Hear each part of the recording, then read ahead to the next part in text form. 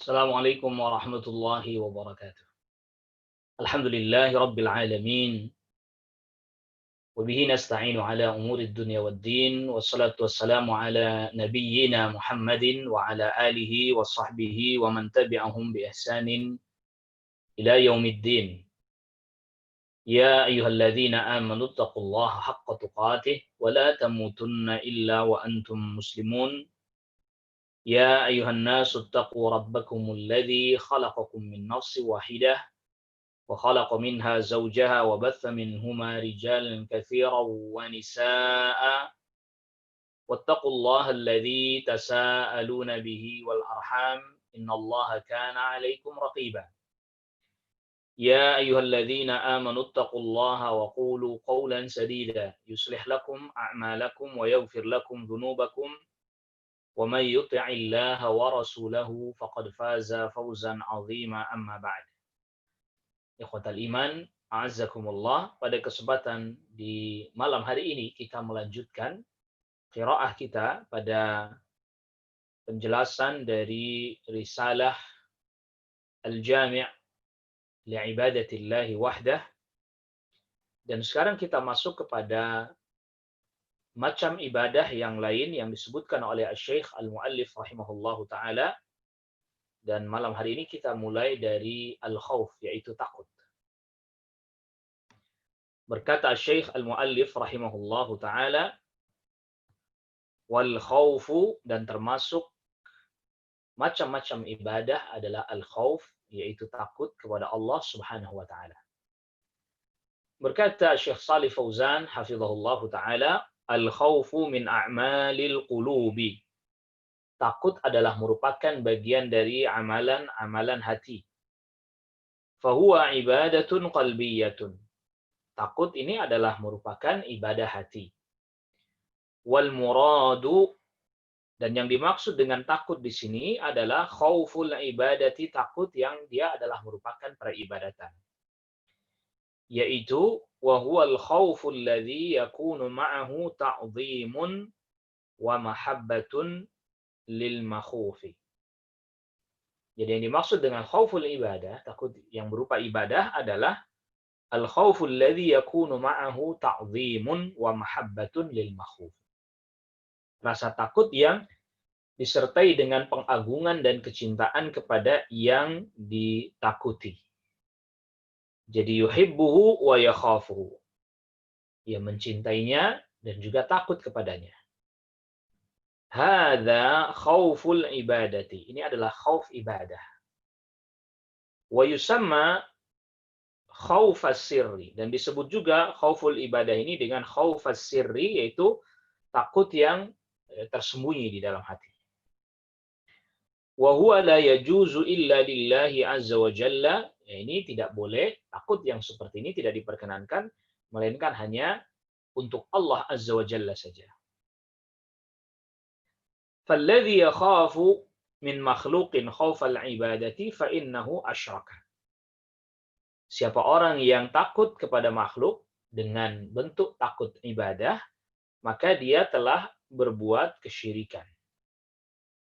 Wa idza 'amila lahu naw'an min anwa'il ibadati, dan apabila dia melakukan salah satu bentuk ibadah, li'annahu yakhafu, karena dia takut kepada makhluk tersebut, mithlul ladzi yakhafu minal jinni, seperti orang yang takut dari gangguan jin misalnya. Takut diganggu oleh penunggu laut misalnya. Fayadhbahu lahum, lalu kemudian dia menyembelih untuk jin.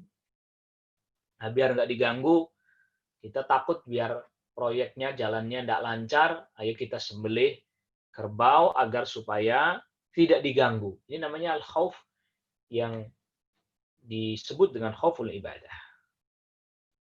Awil ladzi yakhafu minal mayyiti fayadhbahu lah, atau takut dari kepada mayit ya, lalu dia menyembelih. Wah, ini bukan orang sembarangan nih. Yang dikubur di sini, wafat di sini bukan orang sembarangan. Kalau kita nggak menyembelih untuknya, nah nanti bisa jadi datang mara bahaya.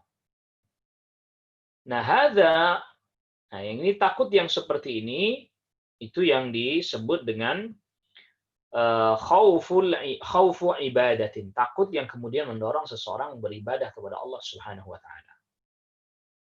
Fa innahu yakunu musyrikan asyirkal akbar. Maka orang yang takut seperti ini, ya takut kepada makhluk dengan bentuk khauf ibadah, maka dia telah berbuat kesyirikan asyirkal akbar, dengan kesyirikan yang besar.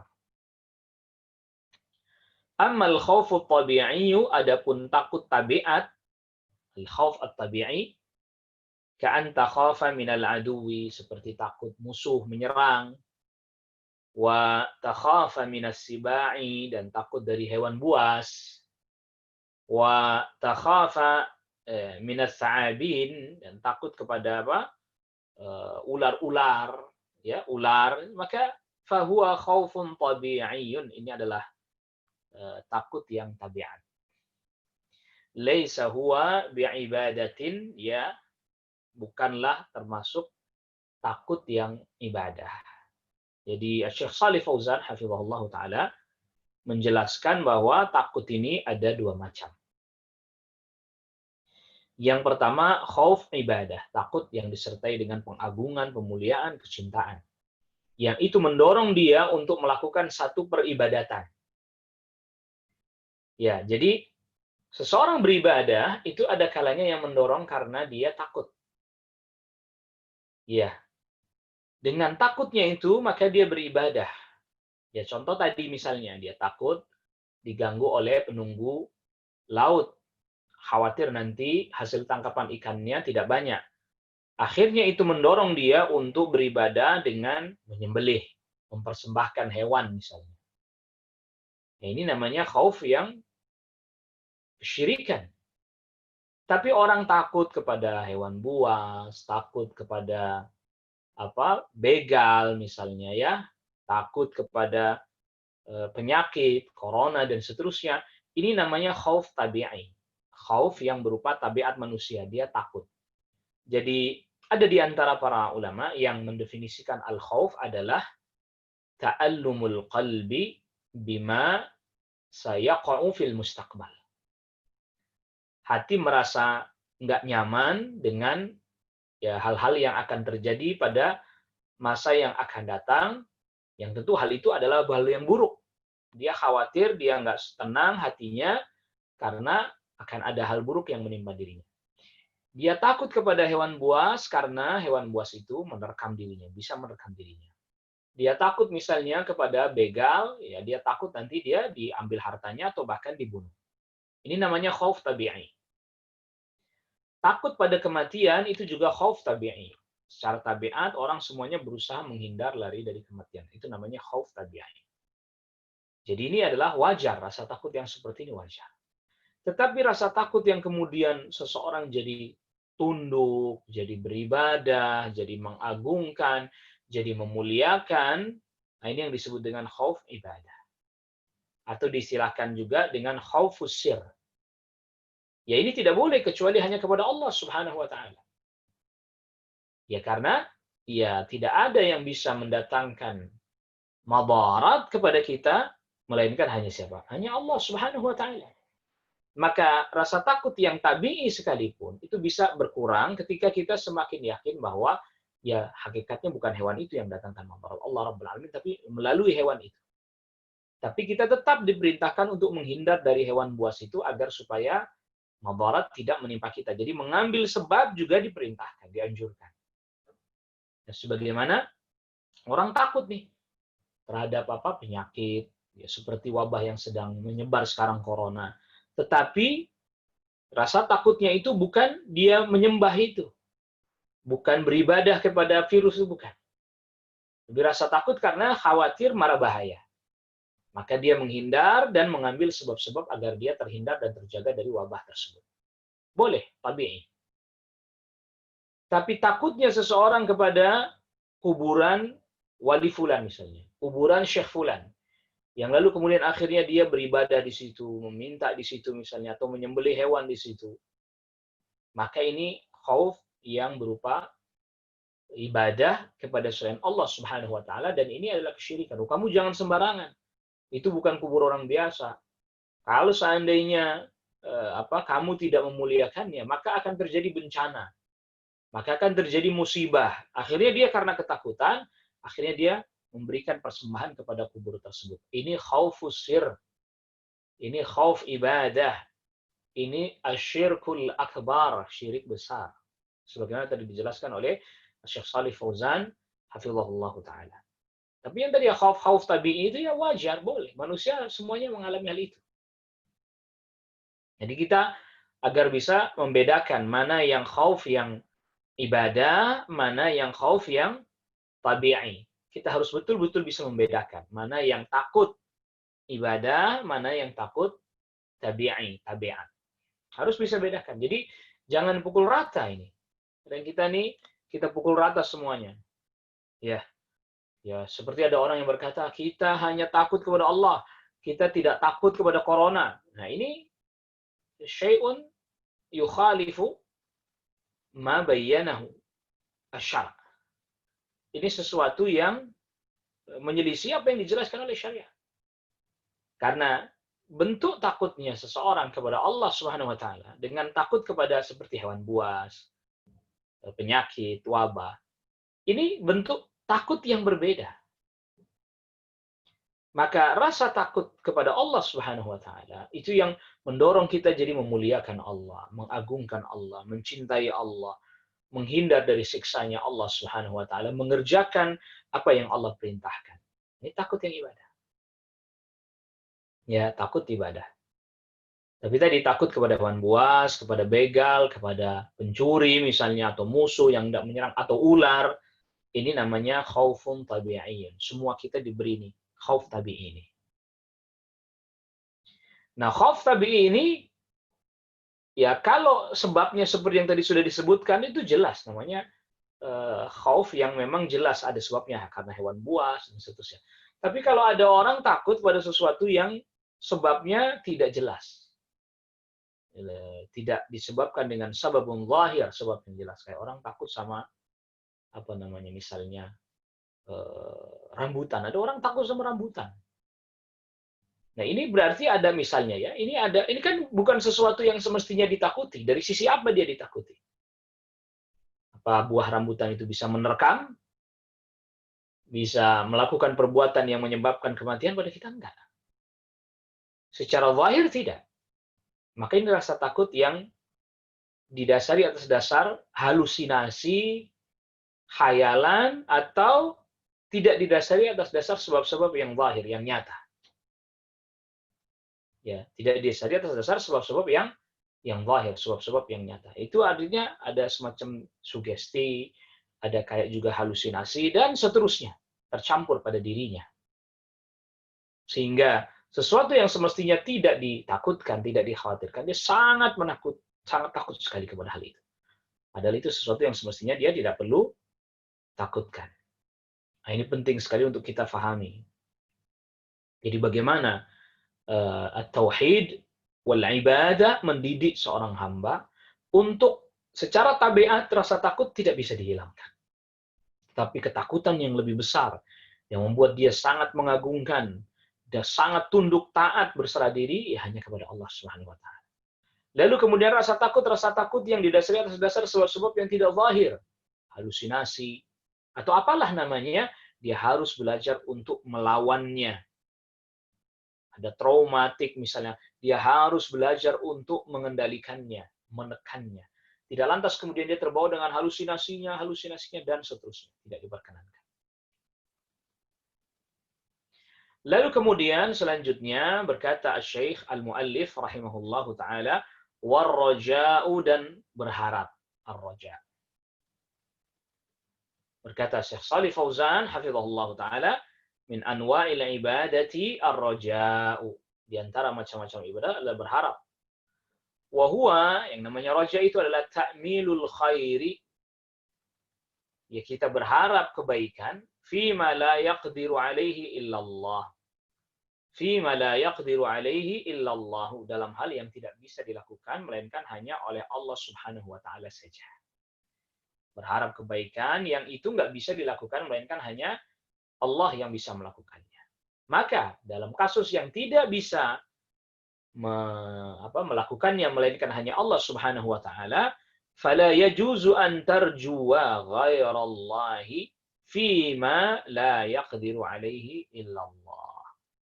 Maka tidak boleh engkau berharap kepada selain Allah sesuatu yang tidak bisa dilakukan melainkan hanya oleh Allah semata. Dilapangkannya rizki, disembuhkan penyakit. Itu harapannya nggak boleh diberikan dan digantungkan kepada selain Allah. Begitu ya. Amma raja'u fil umuril 'adiyati, adapun berharap dalam perkara-perkara yang biasa. Misalnya ka'an tarjuwa min syakhsin, engkau berharap kepada seseorang ayyu'tiyaka malan, dia memberikan harta kepadamu. Au yusa'idaka fi ma yaqdiru alaihi, atau engkau berharap kepada orang lain atau kepada seseorang agar dia membantumu dalam hal yang dia mampu melakukannya. Fahadha laisa minal ibadati, maka yang ini bukan termasuk bagian daripada ibadah. Taqulu, engkau berkata, boleh kita berkata, ya akhi arjuka an tu'tiyani kadza wa kadza. Wahai saudaraku, aku berharap kepadamu agar engkau memberikan kepadaku begini dan begini, mimma yaqdiru alaihi, dari sesuatu yang dia mampu melakukannya. Boleh. Saya berharap Anda mau membantu saya ya dalam urusan ini, yang itu dia mampu melakukannya. Ini boleh, ini bukan kesyirikan, bukan. Dianya juga masih hidup dan mampu melakukan hal itu. Lakin la tarju makhluqan fima la yaqdiru alaihi illallah. Tapi ya Anda tidak diperkenankan berharap kepada makhluk fima la yaqdiru alaihi illallah, dalam hal yang tidak bisa dilakukan melainkan hanya oleh Allah semata. Seperti kalladzina yarjunal amwata, seperti orang yang berharap kepada orang yang sudah mati, bisa berbuat apa dia? Wal ghaibina, dan orang yang gaib, yang enggak ada. Wal jinna, berharap kepada jin, enggak boleh. Hadza raja'ul ibadati, ini adalah berharap yang berupa ibadah. Fala yajuzu, dan tidak boleh yang ini, berharap yang seperti ini. Wa huwa syirkun akbaru, dan dia adalah merupakan kesyirikan yang besar. Ya, jadi di sini Asy-Syaikh pun menjelaskan, Syekh Shalih Fauzan hafizahullah taala menjelaskan bahwa yang namanya berharap itu ada dua macam. Yang pertama adalah berharap sesuatu yang tidak bisa dilakukan, melainkan hanya oleh Allah Subhanahu wa taala semata. Maka ini adalah raja yang ibadah, yang kita tidak boleh berharap hal ini melainkan hanya kepada Allah Subhanahu wa taala. Kita berharap dilapangkan rezeki, enggak ada yang bisa melakukan hal itu kecuali hanya Allah. Kita berharap disembuhkan penyakit kita, enggak ada yang kita harapkan melainkan hanya Allah. Manusia, dokter hanya membantu kita untuk mendeteksi penyakit kita, dia resepkan obatnya, dan seterusnya. Tapi menyembuhkan? Bukan dia. Kita berharap juga misalnya kita diangkat musibah yang sedang kita alami, wabah yang seperti sekarang. Kita berharap agar wabah yang sedang kita alami diangkat. Tidak ada yang bisa mengangkat wabah, melainkan hanya siapa? Hanya Allah SWT. Manusia boleh berusaha dengan cari obatnya. Belajar, meneliti, research, dan seterusnya. Wah, ini kira-kira ini obatnya. Tetapi yang bisa menghilangkan wabah ini hanya siapa? Hanya Allah Subhanahu wa taala. Manusia hanya tadi berbuat sesuai yang dia mampu, yang dia bisa, dan diberikan ilmunya. Dia research, dia teliti. Ya, semoga dengan begitu akhirnya kemudian orang mendapatkan kondisi yang prima misalnya. Akhirnya kemudian tidak mudah terjangkit virus dan seterusnya. Ya sampai di situ. Jadi kita nggak berharap kepada dokter dalam hal kesembuhan, bukan. Kita berharap kepada dokter agar supaya dia membantu kita menjelaskan apa obatnya, bagaimana pola minum obatnya, bagaimana misalnya pola makannya. Itu dia. Itu ranahnya dia. Bahkan misalnya operasi, kita berharap kepada dia untuk melakukan sesuai dengan ilmu yang dia miliki, melakukan tindakan-tindakan operasi kepada diri kita. Mungkin gagal operasi? Mungkin. Mungkin berhasil? Mungkin juga. Mungkin selesai operasi berhasil, tapi kemudian setelah itu beberapa saat itu penyakit datang lagi? Mungkin juga. Lihat.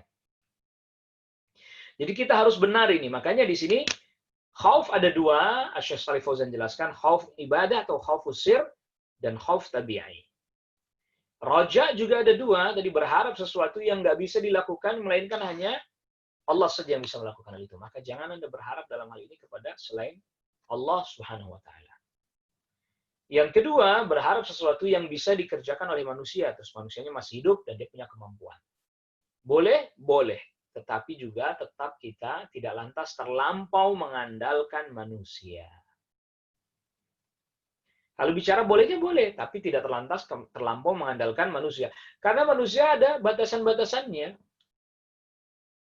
Ya, manusia ada apa? Ada batasannya. Jadi misalnya seperti orang, kita berharap dia bantu kita. Terbatas nggak dia? Iya terbatas. Bisa jadi dia hari ini bisa bantu kita, esok hari belum tentu dia bisa. Atau bahkan bisa jadi malah sebaliknya, kita berharap dia bantu dia, esok hari malah justru dia yang lebih membutuhkan bantuan dari kita atau dari orang lain. Ini sekaligus menunjukkan dan menandakan bahwa begitu sangat lemahnya kita. Begitu sangat kita bergantung kepada Allah Subhanahu wa taala dalam segala urusan kita. Kita tidak pernah bisa lepas dari Allah Subhanahu wa taala walaupun hanya sekejap mata saja. Nggak bisa. Jadi ini jadi catatan penting semuanya buat kita, jadi renungan buat kita, bahwa berharap sesuatu yang dimana sesuatu itu tidak bisa dilakukan melainkan hanya oleh Allah semata, dan kemudian kita berharapnya kepada makhluk, ada syirkun akbar, ini syirik besar. Berharap sesuatu kepada makhluk yang dia mampu mengerjakan, dia pun masih hidup, lagi dia bisa mengerjakannya, boleh, tapi juga tidak lantas kemudian kita terlampau mengandalkan dia. Mengapa? Karena makhluk punya keterbatasan, atau bahkan sangat terbatas. Hari ini dia bisa bantu kita, bisa jadi beberapa hari ke depan malah dia yang justru membutuhkan bantuan kita.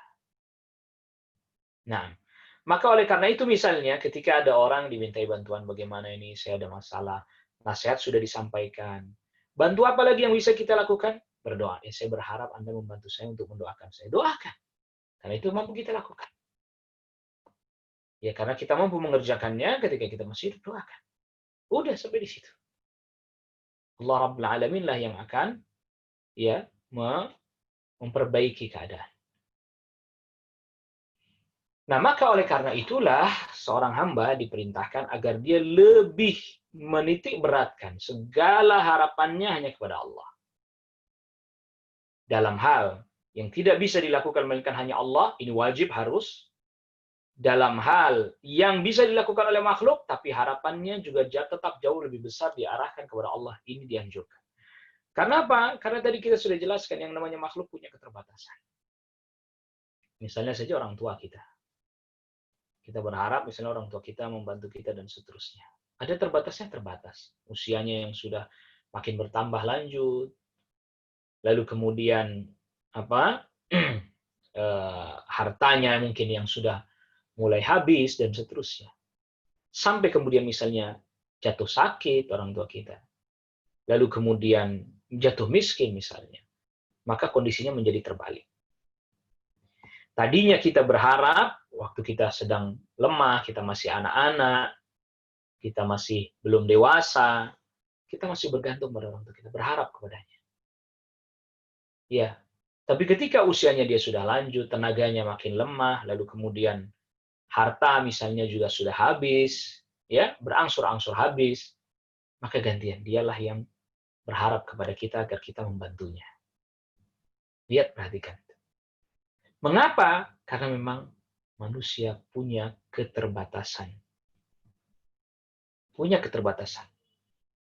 Jadi kalau umpamanya orang tua saja kepada anaknya, ya tadi karena keterbatasannya dan seterusnya dia tidak bisa membantu, apalagi kadang manusia atau orang lain yang tidak punya hubungan kekeluargaan, kekerabatan.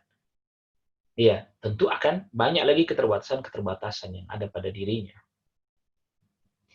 Nah, fa'ala kulli hal, ringkasnya bahwa berharap sesuatu yang tidak bisa dilakukan melainkan hanya oleh Allah saja, tapi dia berharap itu kepada makhluk, maka itu adalah syirik besar. Ya, seperti ketika orang-orang musyrik berharap syafaat kepada selain Allah nanti di akhirat. Ya, mereka beribadah kepada sesuatu yang tidak bisa mendatangkan manfaat, ya tidak bisa mendatangkan madarat, ya, wa yabuduna min dunillahi ma la yadurhum wa la yanfa'uhum. Mereka menyembah yang selain Allah yang tidak bisa mendatangkan manfaat, tidak bisa mendatangkan dan juga menolak madarat. Apa kata mereka? Haula'i syufa'auna indallah. Mereka inilah pemberi syafaat kepada kami nanti di sisi Allah. Sedangkan memberi syafaat itu hak siapa? Hak Allah. Anda berharap syafaat kepada makhluk, yang syafaat itu nggak bisa dilakukan oleh makhluk kecuali atas izin Allah. Itu kan berarti hak Allah. Qulillahi syafa'atu jami'an. Katakan bahwa syafaat seluruhnya adalah milik Allah. Tapi dia berharapnya kepada makhluk. Ada syirkun akbar. Syirik besar. Nggak boleh. Maka perkataan mereka, haula'i syufa'auna indallah, perkataan orang-orang musyrik yang mengatakan bahwa mereka ini adalah pemberi syafaat kepada kami nanti di sisi Allah, mereka menggantungkan harapan kepada selain Allah atau kepada makhluk yang sesuatu itu tidak bisa dilakukan melainkan hanya oleh Allah Subhanahu wa taala semata. Contohnya syafaat. Memberi syafaat hanya Allah yang berhak. Adapun selainnya makhluk itu harus dapat izin Allah. Allah Subhanahu wa taala berfirman, "Man dzalladzi yashfa'u 'indahu illa biiznih." Tidak ada yang bisa memberikan syafaat di sisi Allah kecuali harus dengan apa? Dengan izin Allah Subhanahu wa taala. Maka ketika mereka katakan mereka inilah pemberi syafaat kepada kami, maka mereka berharap bahwa orang-orang saleh yang sudah wafat yang mereka sembah itu nanti memberi syafaat kepada mereka. Ini kan tadi berarti dia berharap sesuatu yang sesuatu tidak bisa dilakukan melainkan hanya oleh Allah Subhanahu wa taala saja. Ini adalah syirik besar. Nah, selanjutnya berkata Syekh Al-Muallif rahimahullahu taala, wat tawakkulu, dan bertawakal. Termasuk ibadah adalah at-tawakkulu, bertawakal. Ya, berkata Syekh Shalih Fauzan hafizahullahu taala, min anwa'il ibadati at-tawakkul. Termasuk di antara macam-macam ibadah adalah tawakal. Wa huwa tafwidul umuri ila Allah Subhanahu wa taala. Yaitu tawakul adalah menyerahkan segala urusan hanya kepada Allah Subhanahu wa taala, wal i'timadu alaihi, dan bersandar kepadanya. Ya, tawakal ini artinya kita serahkan segala urusan kita hanya kepada Allah Subhanahu wa taala dan bersandar hanya kepada Allah Subhanahu wa taala saja. Nah, apakah boleh kita menyerahkan urusan kepada makhluk? Boleh, yang bisa dia lakukan. Tetapi apabila urusan itu tidak bisa dilakukan, melainkan hanya oleh Allah saja, ya dia nggak boleh. Jadi kalau kepada makhluk biasanya kita menjadikan dia sebagai wakil kita. Ya, jadikan dia sebagai wakil, tolong Anda jadi wakil saya untuk misalnya menghadiri undangan acara ini misalnya. Dia masih hidup, dia bisa lakukan itu. Dia punya kemampuan, dia bisa lakukan itu. Tapi segala permasalahan kita, urusan kita minta diselesaikan oleh dia, dia nggak bisa. Karena bisa jadi dia sendiri juga banyak permasalahan. Qala Allah Ta'ala, Allah Subhanahu wa taala berfirman, "Wa 'alallahi fatawakkalu in kuntum mu'minin." Dan hanya kepada Allah bertawakkallah kalian kalau kalian betul-betul beriman. Surat Al-Maidah ayat ke-23. Wa qala, dan Allah Subhanahu wa taala berfirman, "Fa'budhu wa tawakkal 'alaih." Beribadahlah hanya kepada Allah dan bertawakallah hanya kepada Allah. Di surat Hud ayat 123. Qaranahu ma'al ibadati. Di dalam ayat ini Allah Subhanahu wa taala menyebutkan tawakal bersamaan dengan ibadah. Fa'budhu wa tawakkal 'alaih. Beribadahlah engkau hanya kepada Allah dan bertawakallah kepadanya. Wa 'alallahi fatawakkalu. Dan hanya kepada Allah bertawakallah kalian. Ini yang tadi ayat ke-23 dari surat Al-Maidah. Hada hasrun, kata Syekh Shalih Fauzan, ini pembatasan. Jadi didahulukannya al-jar wal majrur wa 'alallahi fatawakkalu. Karena mestinya redaksinya kalau mengikuti urutan ya fatawakkalu 'alallah. Tetapi ini dibalik wa 'alallahi fatawakkalu. Hanya kepada Allah bertawakallah kalian. Hada hasrun, ini pembatasan. Lianna taqdim al-jarri wal majruri 'ala al-fi'li yufidul hasra. Mendahulukan jar dan majrur ya dalam hal ini wa 'alallahi, ini jar dan majrurnya. Lalu kemudian fi'ilnya fatawakkalu.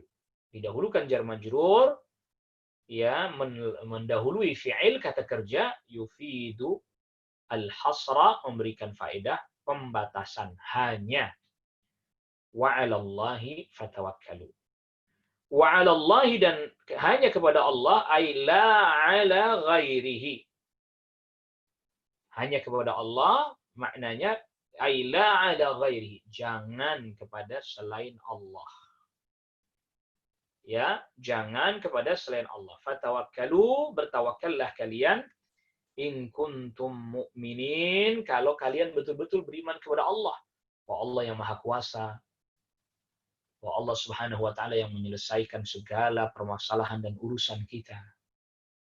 Bahwa Allah Subhanahu wa taala yang memberikan solusi dari setiap permasalahan kita. Wa may yatawakkal 'ala Allah fahuwa hasbuhu.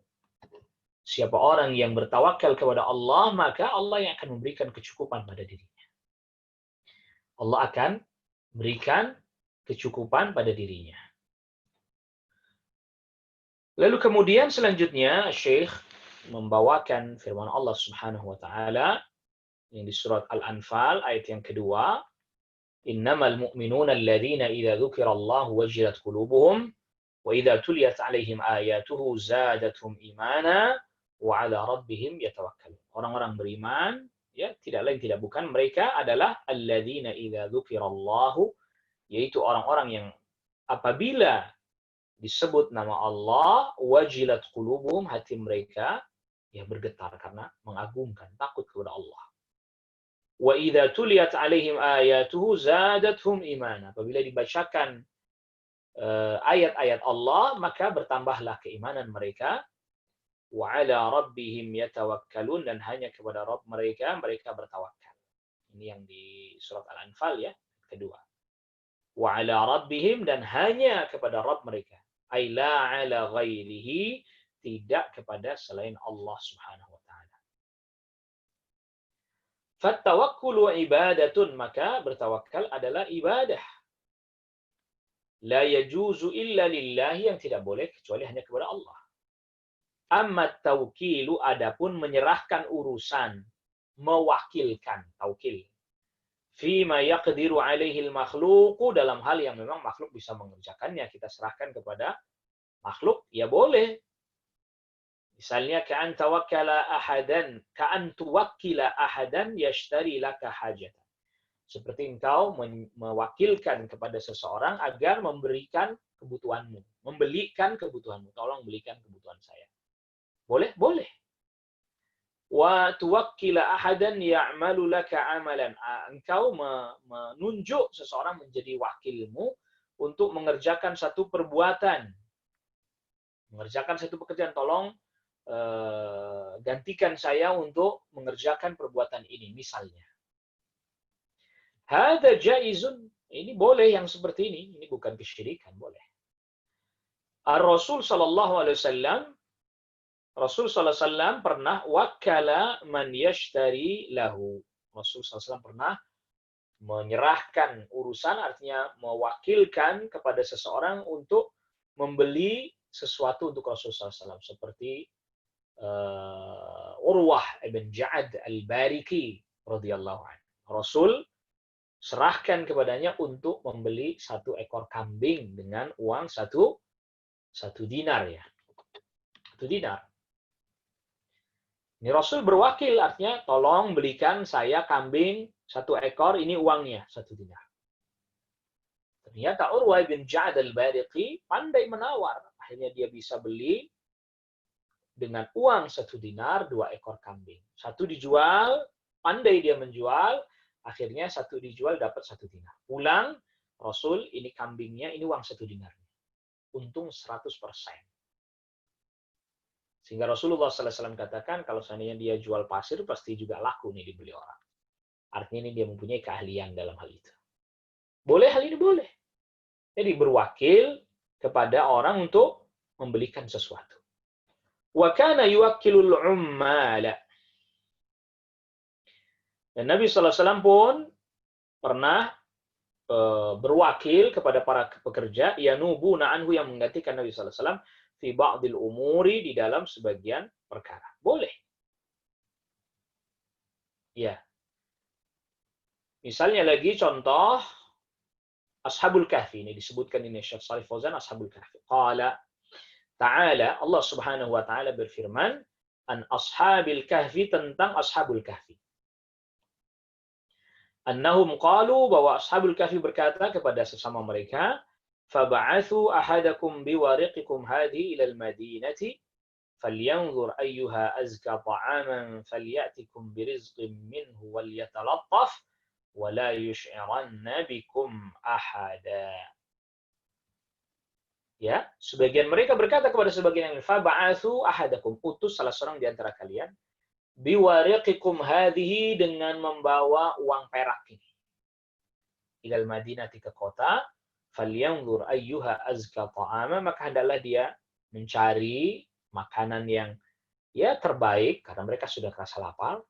Falyatikum birizqin minhu, maka orang ini nanti membawakan makanan untuk kalian makan sebagai rezeki buat kalian.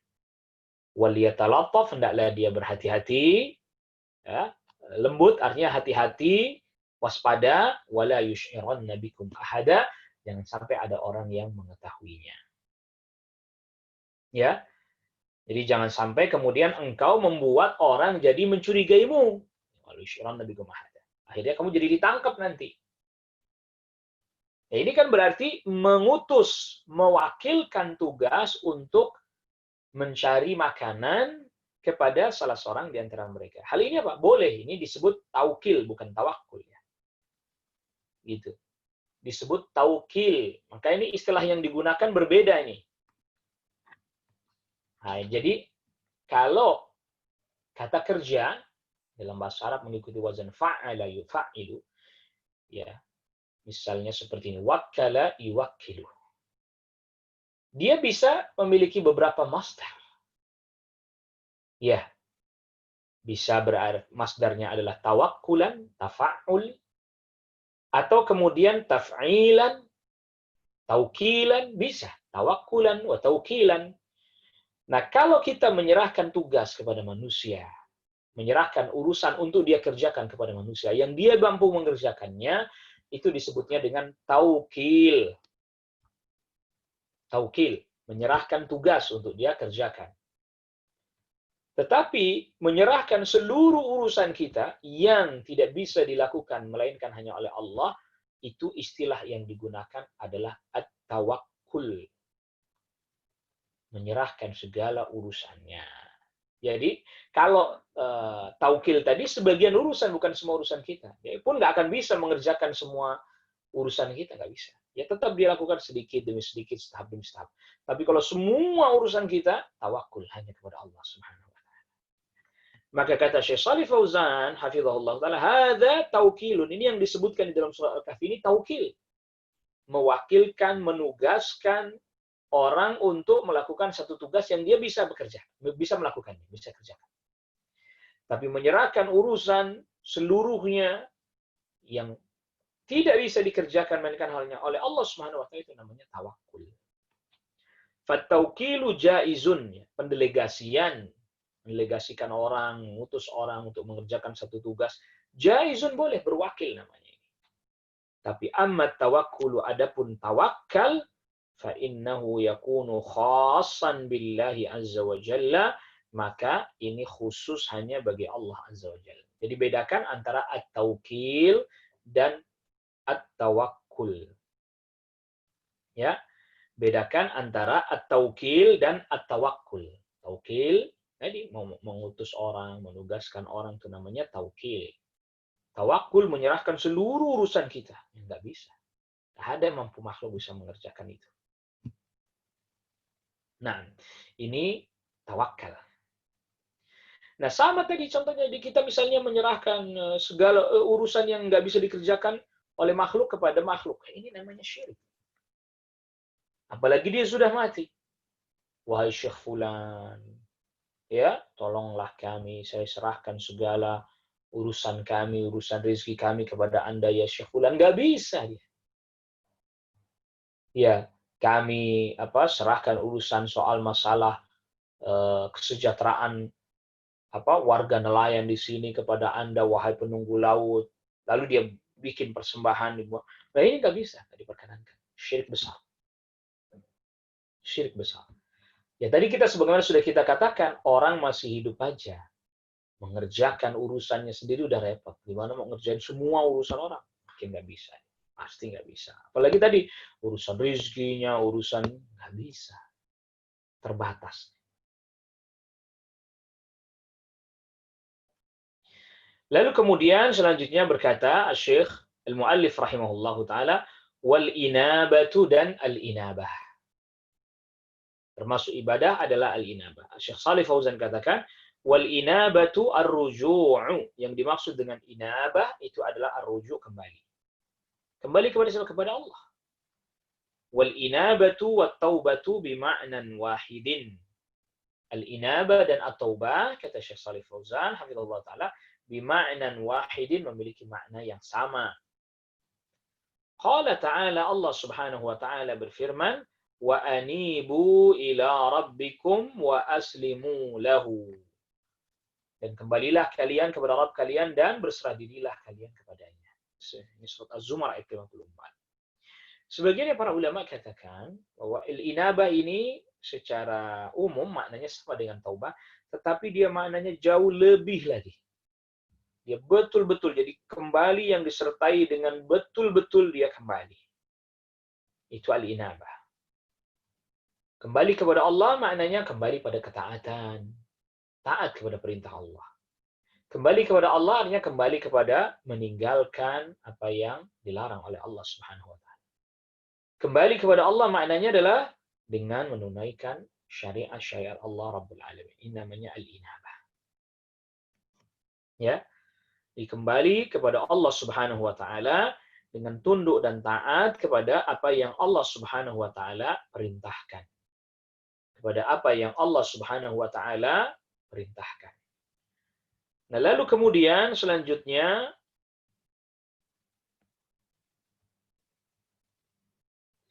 termasuk ibadah juga adalah wal mahabbatu, al-mahabbah, kecintaan. Ya. Berkata Syekh Al-Muallif rahimahullahu taala wal mahabbatu dan mahabbah, kecintaan. Al-mahabbatu kata Syekh Shalih Fauzan hafizahullah taala, al-mahabbatu laha maqamun 'azimun fil ibadati. Kecintaan ini adalah memiliki kedudukan yang tinggi dalam ibadah. Wahia mahabbatullahi, yaitu cinta kepada Allah Subhanahu wa taala. Subhanahu wa taala. Li'anna al-mahabbata 'ala qismaini. Kecintaan itu ada dua macam. Yaitu mahabbatu ibadatin, kecintaan ibadah. Wahia allati yakunu ma'aha dhullun wa khudu'un, yaitu yang disertai dengan kecintaan yang disertai dengan menghinakan diri, tunduk, merendah. Ini yang namanya mahabbatu ibadatin. Lil mahbubi, dia disertai dengan tunduk dan merendah kepada yang dicintai. Wa hadhihi la takunu illa lillahi subhanahu wa ta'ala. Dan kecintaan yang seperti ini tidak diberikan melainkan hanya untuk Allah Subhanahu wa taala. Li'annaha mahabbatu ibadatin, karena ini cinta berupa ibadah. Kecintaan disertai dengan ketundukan, berserah diri. Ya, amman nau'u tsani, adapun kecintaan yang kedua adalah huwal mahabbatu tabi'iyyatu. Kecintaan yang berupa tabiat. Ka'an tuhibba al-mala, seperti engkau mencintai harta, wa tuhibba zaujataka, mencintai istrimu, wa tuhibba auladaka, mencintai anak-anakmu, wa tuhibba walidaika, mencintai orang tuamu, wa tuhibba man ahsana ilaika, engkau mencintai orang yang berbuat baik kepadamu.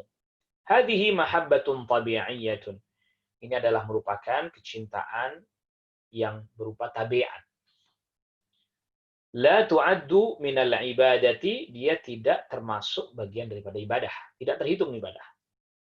Li'annaha laisa ma'aha dhullun, karena tidak disertai dengan merendahkan diri, menghinakan diri.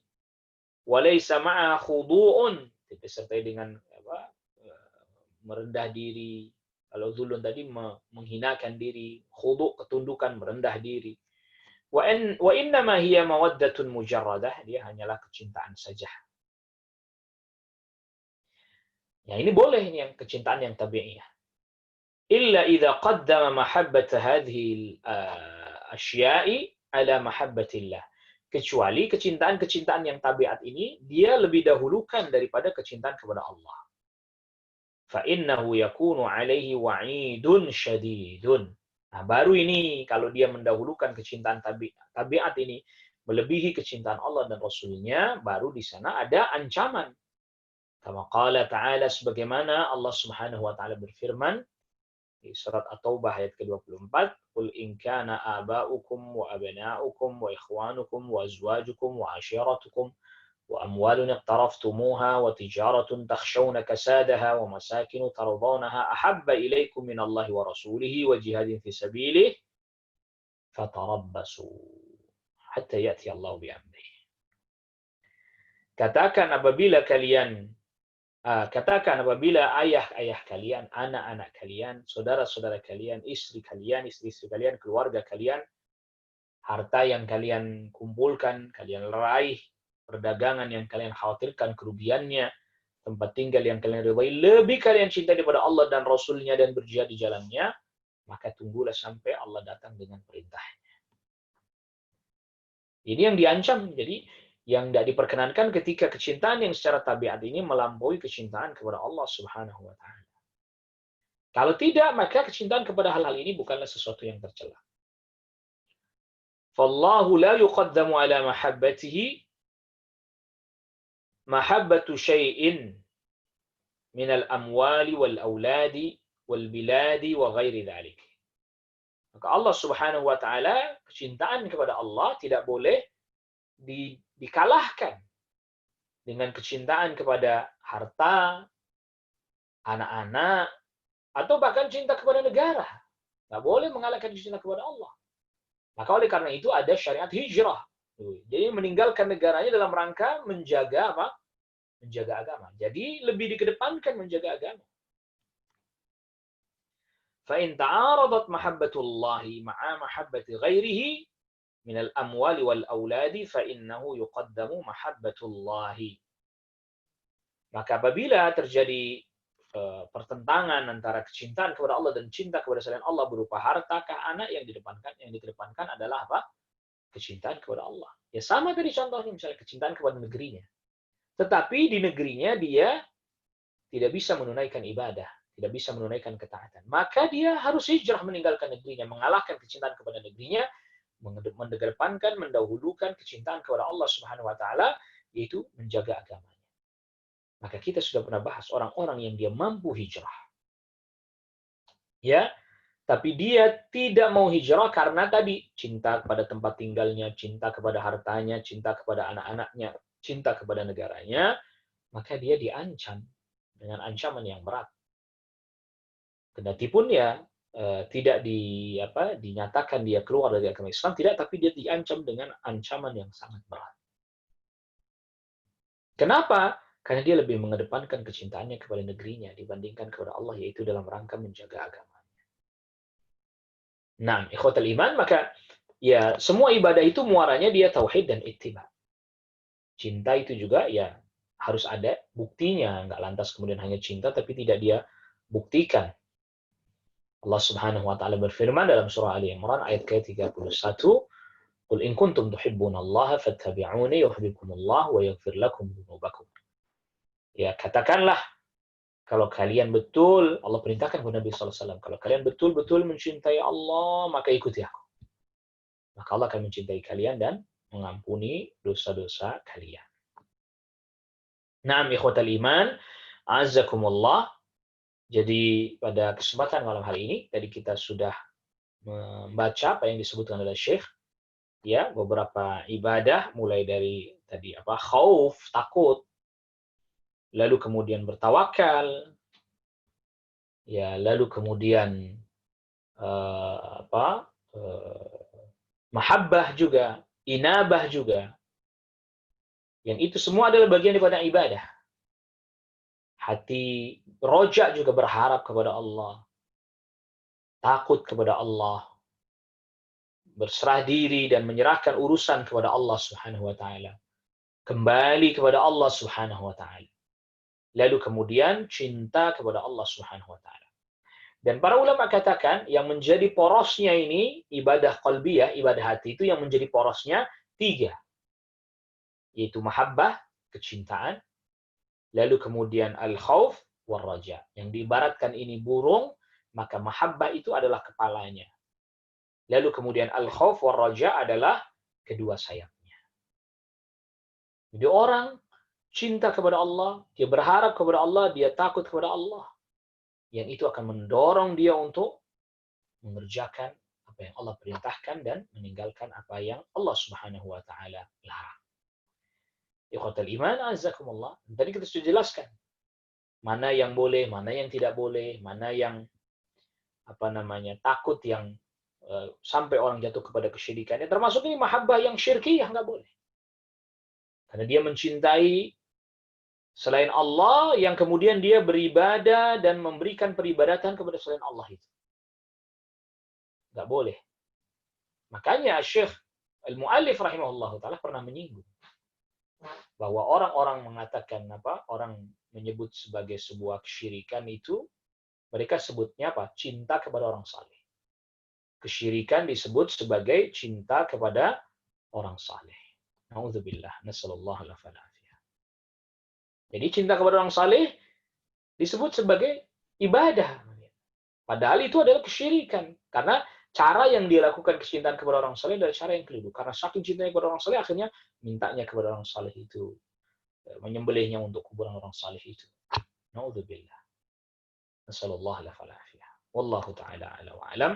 Ini yang bisa kita bahas pada pertemuan kita di kesempatan malam hari ini.